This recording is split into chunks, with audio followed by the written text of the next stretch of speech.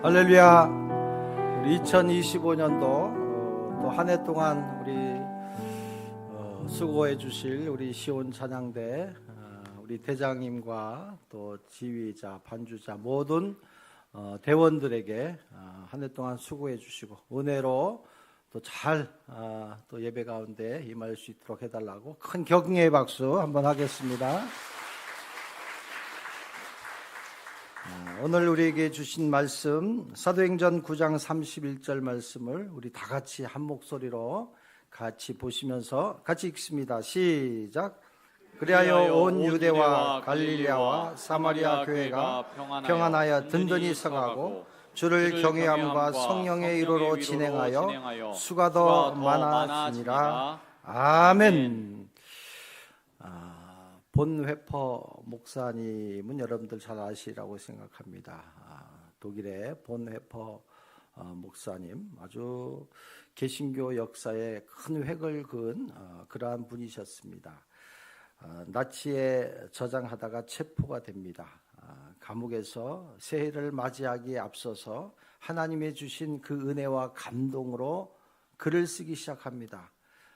약혼녀에게 썼지만 사실은 하나님 주신 마음으로 이 세상의 두려움과 위기 가운데 있는 사람들에게 새해를 맞이하면서 주신, 오늘 저와 여러분들에게 주신 말씀이다라고 생각을 합니다. 주 선한 능력으로 보호받으며 어떤 일이 다가와도 담대하게 주님께서 항상 우리와 함께 계시고 우리가 맞이할 새로운 날에도 함께 주실 것이다. 오늘 이 선한 능력으로 이 찬양이 본회퍼 목사님이 쓴 찬양이거든요. 감옥 안에서 죽음을 기다리는 그 마음 속에 얼마나 고난하고 고통스럽겠습니까? 그런데 하나님을 생각하니까 선한 능력으로 나를 인도하신 그 하나님, 새해에도 하나님은 희망으로 함께해 주신다라는 감옥 안에서의 이러한 마음을 하나님이 주셨기 때문에 밖에 있는 사람들에게 희망을 선포했던 그 찬양, 선한 능력으로 인도해 주신다라는 저와 여러분들에게 참 위로와 힘이 되는 말씀인 줄로 믿습니다. 오래전에 한라체육관, 실내체육관에서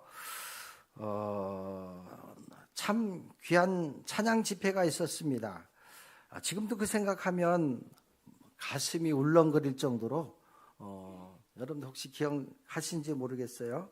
한라체육관 고형원 찬양사역자가 와서 부흥이천이라는 그분이 썼던 곡들을 그곳에 모였던 모든 사람들이 한 마음으로 하나님을 찬양하면서 하나님께 외쳤던 그런 시간이 있었어요. 기억하시는 분들 혹시 계세요? 네, 막 기억하시죠? 야, 그때 그 부흥이라는 단어만 들어도 가슴이 뛰고 눈물이 나오고 어쩌면 목 놓아 불렀던 시간이었어요.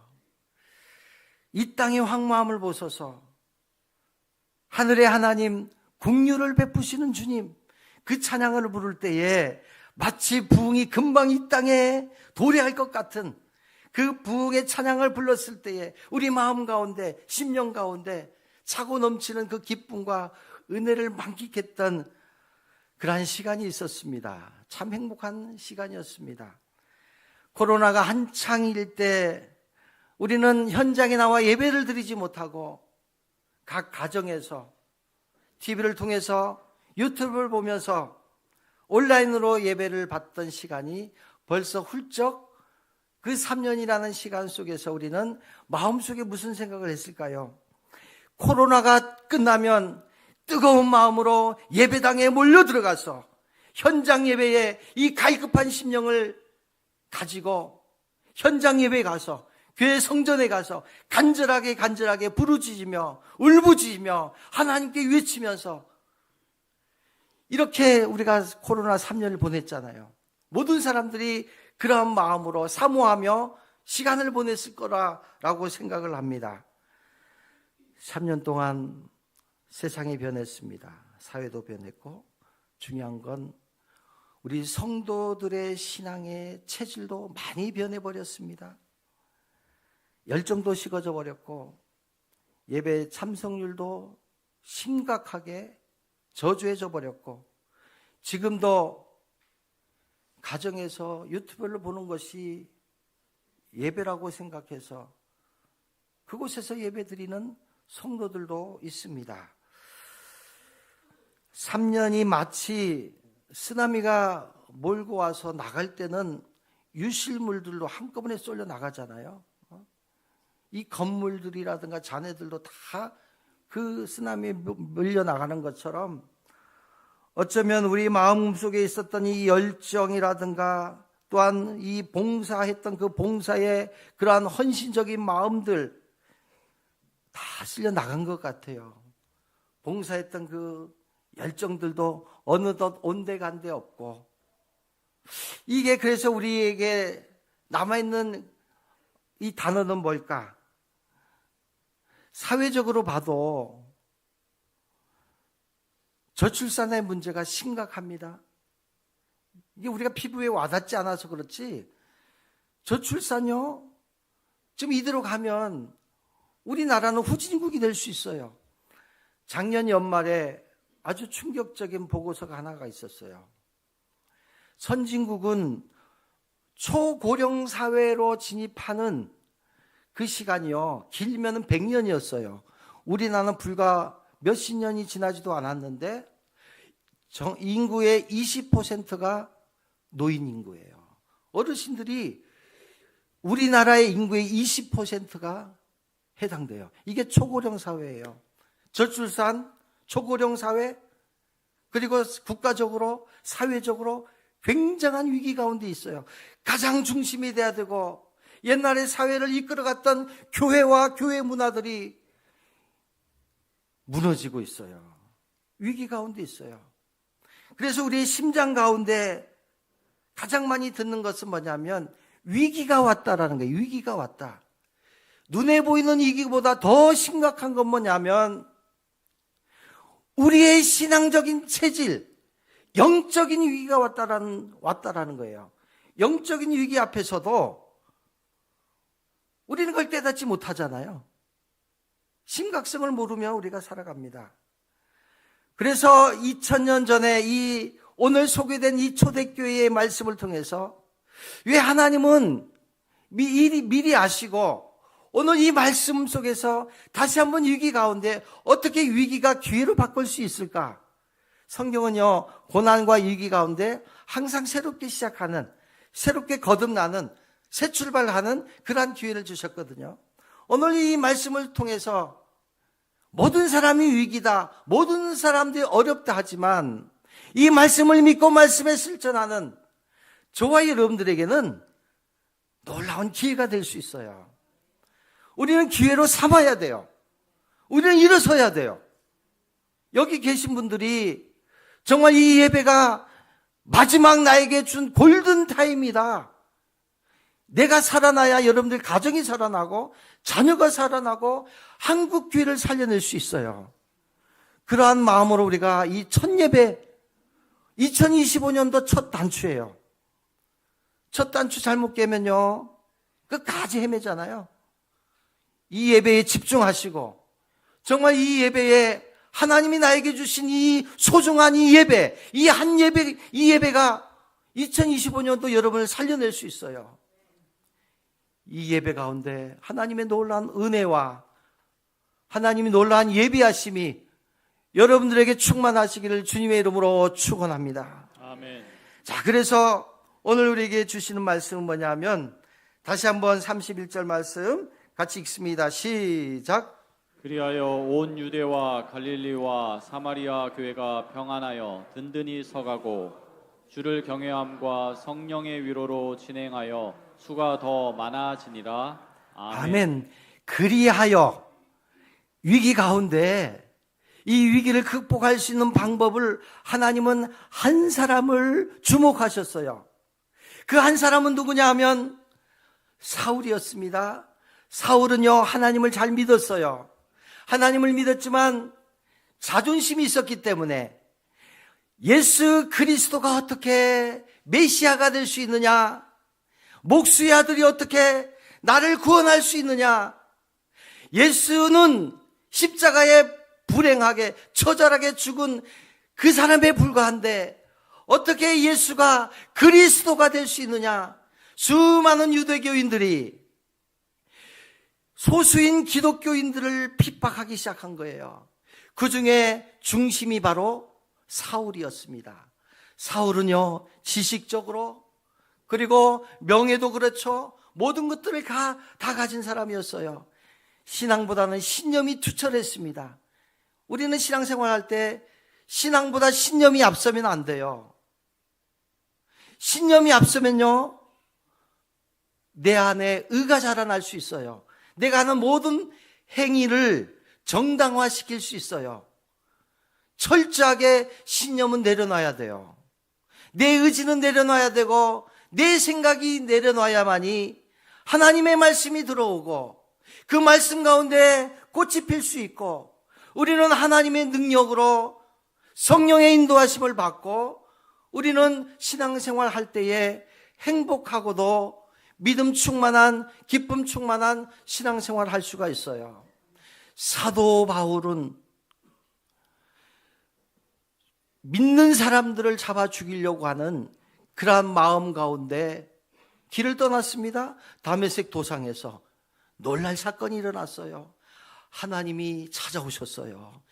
정오의 강한 빛이 이 사울에게 비쳤더니 한순간에 두 눈이 멀게 만들어버렸어요. 그리고는 삼위일체 하나님이 이 한 사람에게 집중적으로 공격하고 은혜를 주셨어요.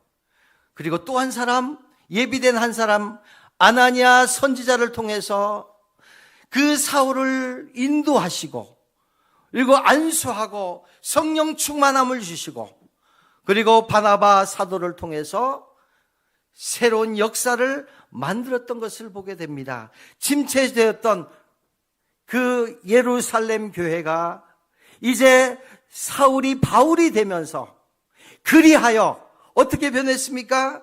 그리하여 온 유대와 갈릴리와 사마리아 교회가 평안히 든든히 서가고 부흥되었다라고 성경은 기록하고 있습니다. 교회를 핍박하고 복음을 핍박했던 사울이 변화되었을 때 하나님의 말씀이 퍼져나간 것처럼 위기 가운데 있는 우리나라와 우리의 가정과 그리고 우리의 심령 가운데 나 한 사람이 변화됐을 때 그 변화도 하나님이 원해서 하나님이 찾아와서 오늘 이 말씀을 집중해서 듣는 한 사람에게 이 말씀을 듣는 한 사람을 찾고 그 한 사람을 통해서 하나님은 이 나라를 살리기 위해서 하나님은 여러분들을 준비해 주셨다라는 거예요. 여러분들의 가정을 살리기 위해서 하나님은 한 사람을 찾고 계셔요. 그 한 사람이 되시기를 주님의 이름으로 축원합니다. 그래서 오늘 주신 말씀은 하나님의 말씀 속에 어떻게 하면 위기를 극복할 수 있는 성령으로 부흥하는 교회가 될 수 있을까? 첫 번째 말씀은 복음이에요. 말씀 속으로 들어가는 거예요. 생명의 말씀, 복음 외에는 우리를 살려낼 수가 없습니다. 이 말씀이 쓰여지기 전에 사도행전 1장 8절에 보면 예수님께서 승천하시면서 제자들에게 주셨던 말씀이 있어요. 그 말씀이 뭡니까? 사도행전 1장 8절 오직 성령이 너희에게 임하시면 성령의 권능을 받고 온 유대와 사마리아와 땅끝까지 이르러 내 증인이 되리라. 얼마 지나지 않아서 사울이 변화되니까 어떻게 변했어요? 오늘 본문 말씀 보세요. 오늘 본문 말씀에 보니까 놀라운 말씀이지 않습니까? 그리하여 온 유대와 갈릴리와 사마리아 교회가 이미 복음이 순식간에 퍼져나간 거예요. 이게 사람의 힘으로 가능하겠어요? 이게 성령의 역사예요. 복음은요, 우리는 도구에 불과한 거예요. 성령의 바람을 타니까 순식간에 온 유대와 갈릴리와 자, 1장 8절에는 땅끝이 나왔잖아요. 땅끝은 아직 그 끝까지 가지 않았잖아요. 그래서 사도 바울을 통해서 이방인 선교에 사명을 주셨잖아요. 이 땅끝에 이제 우리까지 이제 왔어요. 이제 마지막 땅끝이 어디입니까? 온 유대에서 시작된, 예루살렘에서 시작된 복음이 한 바퀴 다 돌게 되면 마지막 정점이 어디예요? 예루살렘이잖아요. 지금 복음이 거의 다 달아왔어요. 이 말세 때에, 마지막 때에 이 복음이 다시 출발했던 이 예루살렘, 아직도 기독교를 전체로 인정하지 않는 유대교인들에게 예수님의 사랑과 예수님의 목적과 예수님의 비전은 계속되고 있는데, 지금 땅끝 우리를 통과해서 이 땅끝까지 하나님의 말씀이 퍼져나고 있다는 거예요. 오늘 우리에게 주시는 말씀은 다른 게 아닙니다. 땅끝에 선교사로 파송될 바울의 부르심, 그리고 바나바를 통해서 계속 퍼져나가고 있습니다. 하나님은 실수가 없으신 분이십니다.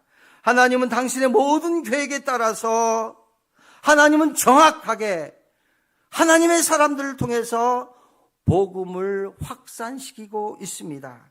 우리 개개인 노영중앙교를 통해서 이 시대에 우리가 감당해야 될 이 복음, 감당해야 될 이 말씀과 선교의 사명, 이제 우리가 지나게 되면 다음 세대들이 우리의 모습을 보면서 그들은 살아가잖아요.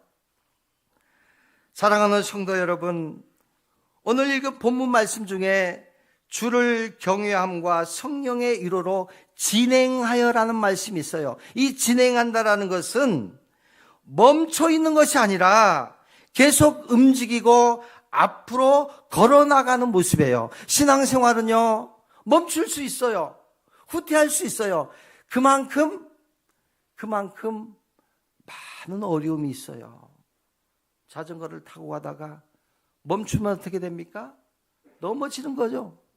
그렇지 않겠습니까? 멈추면 안 되는 건데, 멈출 때는 사단의 유혹도 있고 여러 가지 장애물들이 있기 때문에 멈추잖아요. 그런데 하나님은 우리를 계속 앞서서 진행하시는 거예요. 오늘 복음의 역사는 뭐냐면, 하나님은 우리의 미래를 아신다라는 거예요.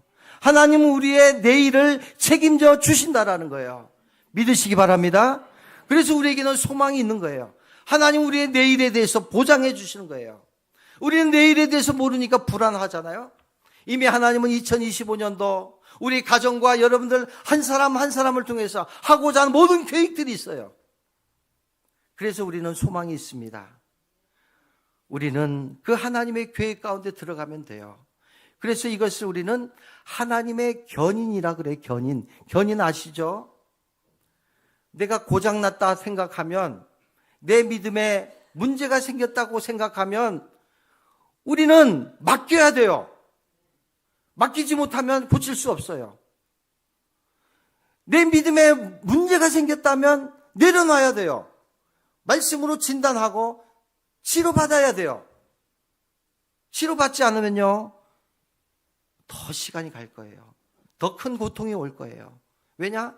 하나님의 사람들 하나님이 포기하지 않거든요. 계속 고난이 와요. 한 번에 깔끔하게 고쳐버려야 돼요. 그래서 하나님의 견인차에 붙잡혀 가야 돼요. 그럴 때 복음은요, 하나님의 역사는 계속 흘러갈 수 있다는 것을 말씀을 하고 있습니다. 고여있는 물은요, 반드시 썩게 되어 있습니다. 흘러 넘쳐야 됩니다. 멈춤 없이 진행되는 교회는 어떤 특징이 있습니까? 성령의 바람을 타고 날아갈 수 있어요. 성령의 바람을 타고 우리를 통과해서 수많은 죽어가는 영혼들을 살려내는 그런 놀라운 역사가 일어나는 것을 우리가 볼 수가 있습니다. 예수님이 오신 목적이 뭘까요? 예수님이 왜 오셨어요? 나를 살리기 위해서 오셨잖아요. 자, 우리 따라해 볼까요? 나를 살리기 위해서 오셨습니다. 예수님을 이 땅에 보내셔서 예수님을 죽게 한 이유가 어디 있겠어요? 나를 살리기 위해서 오신 거예요. 예수님께서 12 제자를 세우신 이유가 어디 있습니까? 나를 살리기 위해서 오신 거예요. 그 12 제자들이 왜 순교하고 수많은 선교사들이 왜 고통 가운데 쓸쓸하게 외롭게 그렇게 순교하며 지금도 이국 땅에서 살아가겠습니까? 나를 살리기 위한 거예요. 죽어가는 영혼들을 살리기 위해서. 우리는 그 꿈을 이어받고 살아가고 있습니다. 이기풍 목사님은 이 땅에 와서, 이 제주도 땅에 와서 13년 동안 역사적으로 버림받은 이 제주도 땅이에요. 불모지였습니다. 갇혀 있으니까 뭔가 의지해야 되니까, 돌에 의지하니까 돌나르방이 된 거잖아요. 부엌에도 조왕신이 있어요. 곳곳에 18,000개의 신들이 있어요. 육신이 약하고 남자들은 바다에 가서 죽는 일들이 많으니까 참 얼마나 고통스럽게 이 제주도의 선조들은 그렇게 살았어요. 이것을 아니까 이것을 아는 하나님께서 한 사람 이기풍 선교사님을 이 제주도 땅에 보내서 13년 동안 수많은 사람들이 얼마나 돌팔매질을 하고 얼마나 괴롭혔겠어요. 귀신이 들어왔다고. 무슨 귀신? 예수 귀신 붙었다고. 얼마나 구박하고 얼마나 힘들었겠어요. 이기풍 선교사님은 이 제주도민에 대한 국률한 마음이 있었습니다. 정말 국률한 마음이 있으니까 오시지 않았겠어요. 제주 1호 목사, 그리고 제주 선교 1호 목사 누구예요? 누굽니까? 이도종 목사님이 아시잖아요. 이분은요, 목사님이 그때 없었으니까 여러 교회를 순회하면서 목사님이 세례를 줘야 되잖아요. 안수하고 세례 줘야 되니까 순회하다가 48년 4.3 사건 때 인양동에서 무릉리에서 화순교회, 옛날 화순교회로 가다가 무장공비들에게 복도들에게 붙잡힌 거예요. 그 죽어가면서도 생매장 당하면서도 주님 저들을 살려달라고, 긍휼히 여겨달라고 그대로 쓸쓸하게 돌아가셨잖아요. 그 순교의 피가 그분들이 있었기 때문에 오늘 이 제주도가 그래도 아름다운 땅이 될 수 있었고, 그래도 저와 여러분들이 예수 그리스도를 통해서 하나님의 자녀로 우리가 살아가고 있는 거 아니겠어요? 사랑하는 성도 여러분, 저와 여러분들의 사명은 분명히 우리에게 남겨져 있습니다. 복음 전하지 않으면요, 멈추면요, 교회는 후퇴할 수밖에 없어요. 여러분들 가운데 온 생명을요, 생명의 말씀을 여러분들 안에서 고여 있으면 썩어질 수밖에 없어요. 말씀을 자꾸 선포하시기 바랍니다. 우리가 1년에 한 번 하는 거 지금부터 여러분들 이름 명단 한 사람 꼭 써서 내세요. 그리고 여러분들 기억하면서 매일 기도하세요. 우리 교회 중보 기도팀이 있습니다. 1년 내내 기도할 거예요. 그러다가 연말 되면 우리 초대하잖아요. 그래도 그 열매들이 많잖아요. 그렇게 하면서 복음 전하면서 정말 여러분들 주변과 이 제주도 땅에 하나님의 역사가 일어날 줄로 믿습니다. 자, 두 번째는 어떻게 해서 이 부흥의 역사가 일어나느냐? 평안하여 든든히 서갔다라고 말씀하고 있습니다. 평안하지 않으면요, 갈등이 일어나요. 평안하지 않으면요, 뿌리째 흔들릴 수밖에 없습니다. 그래서 교회는 평안해야 돼요. 평안하기 위해서 우리가 교회 오잖아요. 그런데 교회는요, 평안할 수 없어요. 죄인들이 모이는 곳이라고 하잖아요. 그 예루살렘 교회가 어떻게 평안할 수 있겠어요? 그때 당시에 로마의 속국에 있었잖아요. 그때 당시에 교회 안에 벌써 이단들이 들어오고 있었어요. 그 안에 전체가 유대교인들이, 기독교인들이 소수인데 얼마나 이 서민들이 교회 찾아왔을 텐데 어떻게 편안할 수 있을까요? 스데반 집사님은 돌에 맞아 죽었어요. 우리가 믿는 예수님은 십자가에 못 박혀 처절하게 죽었어요. 그런데 어떻게 편안하고 교회가 성장할 수 있었을까요? 사랑하는 성도 여러분, 이것이 하나님의 역사예요. 성령이 그곳에 있었어요. 하나님의 인도하심이 있었습니다. 사랑하는 성도 여러분, 사소한 일, 작은 일, 그들은 다투지 않았습니다. 서로 용서하기를 앞서서 했습니다. 화해했습니다. 인내하고 참아주고, 이게 초대교회 성도의 삶이었어요. 성경을 아무리 찾아봐도, 아무리 뒤져봐도, 주석에 아무리 노력해도 해봐도 교회를 섬기면서 질투하라, 다투라, 흠잡아서 그 흠을 가지고 교회에다 퍼뜨려라, 이런 얘기 있을까요, 없을까요? 없어요. 다 같이 있어요, 없어요? 없어요. 하나님의 역사는요, 흠 있고 죄 짓고 상처 다 하나님께서 책임져 주시고, 여러분들 눈으로 흠 있는 사람 보면 그래, 나에게 붙여진 사람이구나, 내가 더 사랑해주고 더 기도하라는 하나님의 사인이구나, 아픈 자식 더 마음이 가는 것처럼 특별히 우리 중직자들이 먼저 신앙생활하면서 하나님의 사랑받은 먼저 된 사람들이 약한 사람들을 이끌어 주시고 따뜻하게 품어주시고 그들에게 국률한 마음으로 손잡아 이끌어 주신 것이 교회의 모습 아니겠어요?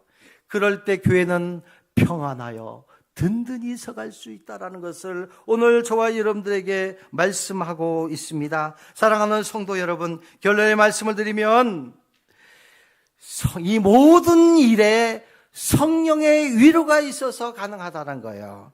어떻게 용서할 수 있겠어요?